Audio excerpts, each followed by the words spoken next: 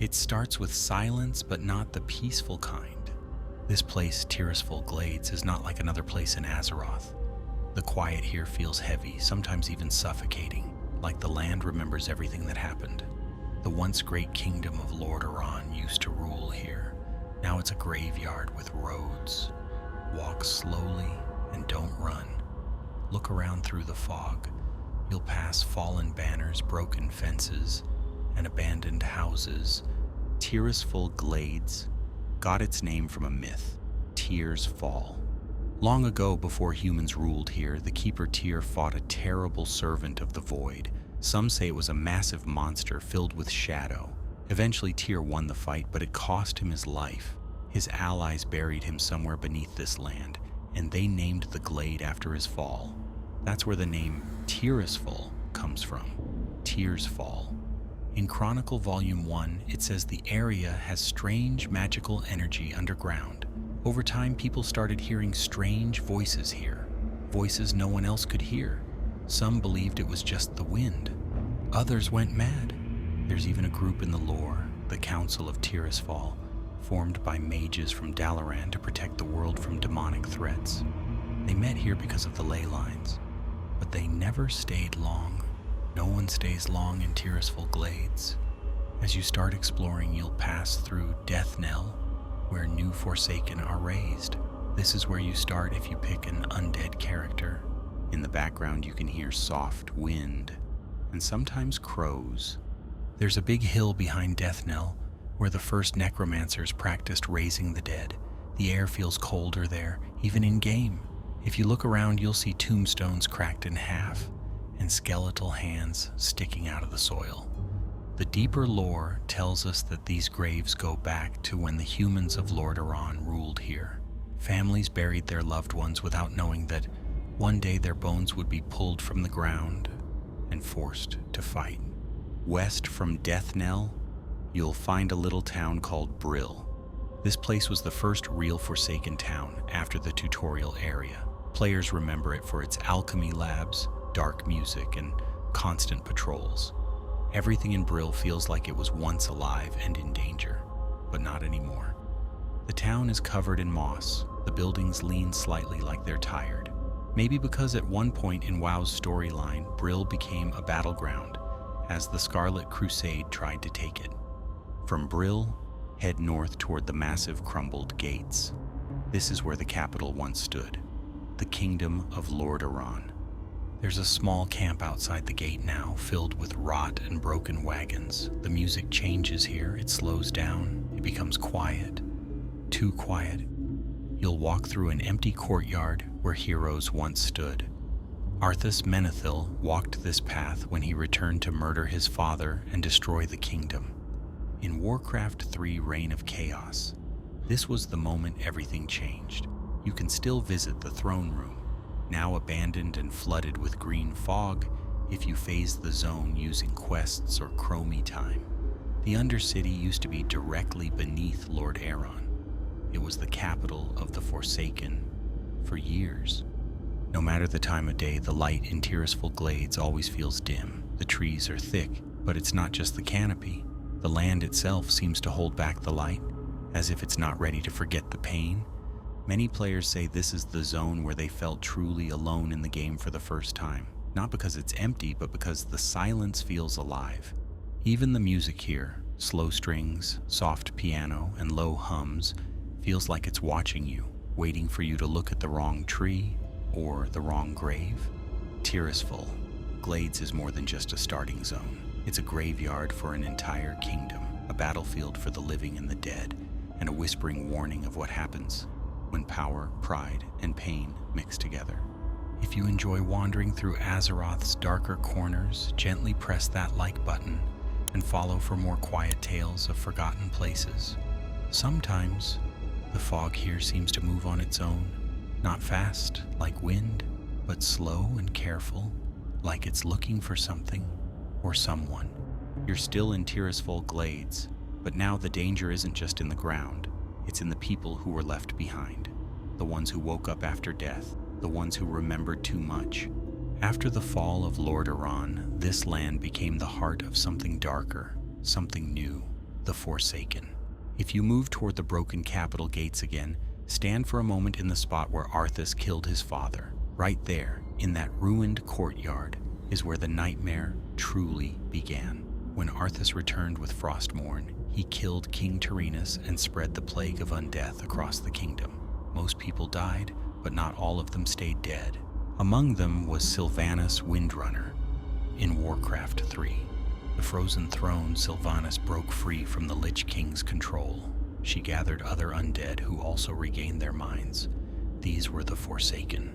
They didn't belong to the Scourge, and they didn't belong with the living either. So they made their home beneath the ruined city of Lordaeron, in a place players know well, the Undercity.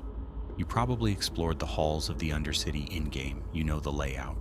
Long, curved tunnels, plague-green rivers, endless hallways filled with alchemists, vendors, undead guards, and strange glowing vats. You might remember in older expansions, this was a hub city for the Horde. Players would hearth here, visit the auction house, train their professions. But everything felt different in Undercity. The music was dark, the color palette was sickly green, and the guards didn't shout or laugh. They watched you, silently. One of the Forsaken's strongest themes is experimentation. They are not kind scientists, they are survivors who aren't afraid of dark knowledge. You can still find traces of the Royal Apothecary Society around Tirisfal. Follow the roads that lead into the woods. There, in old camps and crumbling towers, are abandoned labs, shelves filled with broken glass, cauldrons still steaming green. In classic WoW, players had to do quests for these apothecaries. Sometimes you helped test poisons, other times you gathered herbs and bones. The tone was always dark, but it was quiet darkness, cold and still. The lore supports this too. In the shattering novel, Forsaken alchemists were creating new forms of blight, deadlier than ever. They did not ask for permission, they didn't care about consequences, they only wanted results. But the Forsaken weren't alone in Tirisfal Glades. Far to the east, along the road past Coldhearth Manor, you'll find a scarlet-colored tower. Behind it, deeper in the woods, are camps and barricades stained with blood. This is where the Scarlet Crusade made their stand. They were once priests and paladins of Lordaeron, but after the Scourge invasion they became fanatics. In their minds, anything undead had to be destroyed, including the Forsaken, even if they were no longer part of the Scourge. You can fight them in-game. Their quests are brutal. Their gear is red and gold. Their words are filled with zeal. The lore says they were led by people who heard voices. Voices they believed came from the light, but maybe they came from something else entirely. Back to the ruins of Brill again. When you move through the graveyards, where the trees thin out, there you'll see small camps with plague wagons and shattered cages. These were used in Forsaken experiments. Some were for spreading the plague, others were for testing its limits on both the dead and the living. In-game, some of these quests were removed after Cataclysm, but many players still remember helping gather bones, poisons, and even bodies for research. Even the tutorial area, Deathknell, reflects this mindset. It's where you rise as a newly reborn Forsaken. You're not cheered, you're questioned, watched, judged for your usefulness. The first quest you ever get there is the Mindless Ones, because some undead don't come back right. That's how the Forsaken see the world. If your mind survives, you're one of them. If it doesn't, you're a tool or a test. There are places in Tirisfal that players never go. Ruins without names, towers without quests, broken farms half buried in ash, and yet they still exist. If you ride toward Balnir Farmstead, near the border with Western Plaguelands, you'll find a field with nothing growing. No enemies, no NPCs, just stillness. Some players believe this was a testing ground. Others think it's one of the last places where the veil between life and death remains thin. And in the deeper lore, from whispers, books, and notes found in-game, there are hints that something sleeps below. Not just the bones of Keeper Tyr, but something else, something that watches. Tirisfal Glades became the home of the Forsaken. Not because they wanted it, but because no one else would take it. A land full of death for a people who could not die. But the land remembers, and it changes those who walk it for too long. Next time you visit, try walking instead of running or flying. Watch the wind move across broken gravestones, and listen closely, because the silence here is never empty. Make sure you walk the muddy paths past Cold Hearth Manor. You might notice how even the birds refuse to sing. There is no music, no bugs, just fog, and the feeling that something beneath your feet is awake. There's an old theory that even the Titans could not fully cleanse this land. In Chronicle Volume 1, the story explains how the Titan Keepers, mighty watchers of Azeroth, felt something was wrong here. The earth hummed in strange tones, and magic flowed in broken lines.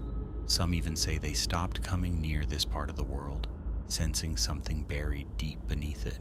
One of them, the Keeper Tyr, died here after battling a monstrous being tied to the void. But what if that creature wasn't alone?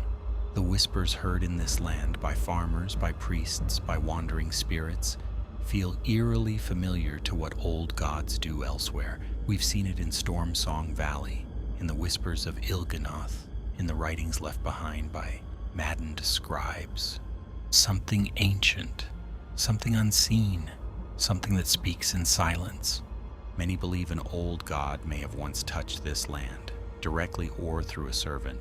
Not enough to rise, not enough to destroy, but just enough to seed madness. There are no dungeons here, no giant tentacled monsters, but there are ruins where nothing grows, old farms where voices echo at night. NPCs speak of dreams filled with dark figures. Forgotten caves have murals scratched by hands that should have turned to dust.